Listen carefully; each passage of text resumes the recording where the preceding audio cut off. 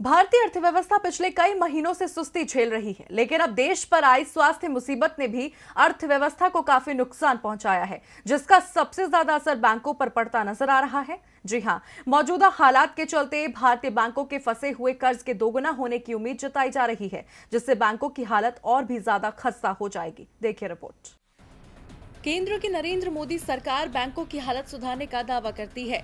वित्त मंत्री निर्मला सीतारमण एनपीए कम करने की बात करती हैं, लेकिन अगर मौजूदा वक्त में भारतीय बैंकों की हालत पर गौर किया जाए तो भारतीय बैंक 9.35 लाख करोड़ रुपए यानी 123 अरब डॉलर के एनपीए से जूझ रहे हैं और अब इसके और बढ़ने की आशंका जताई जा रही है। दरअसल एक वरिष्ठ सरकारी अधिकारी और 4 टॉप बैंकर्स ने न्यूज एजेंसी रॉयटर्स को बताया कि मौजूदा स्वास्थ्य मुसीबत की वजह से बैंकों का फंसा हुआ कर्ज 2 गुना हो सकता है। भारतीय बैंक पहले ही 9 लाख करोड़ रुपए से ज्यादा के एनपीए से जूझ रहे हैं। एक अधिकारी ने कहा कि सरकार का मानना है कि वित्त वर्ष के अंत तक बैंक का नॉन परफॉर्मिंग एसेट 18 से 20% तक 2 गुना हो सकता है, क्योंकि बकाया लोन का 20 से 25% डिफॉल्ट होने का जोखिम है। बैंकों के फंसे हुए कर्ज में उछाल, क्रेडिट ग्रोथ और स्वास्थ्य मुसीबत से भारत में वसूली में देरी हो सकती है। सार्वजनिक क्षेत्र के बैंक के कार्यकारी निदेशक ने कहा कि आर्थिक वृद्धि सुस्त थी और स्वास्थ्य मुसीबत से जोखिम बढ़ गया है।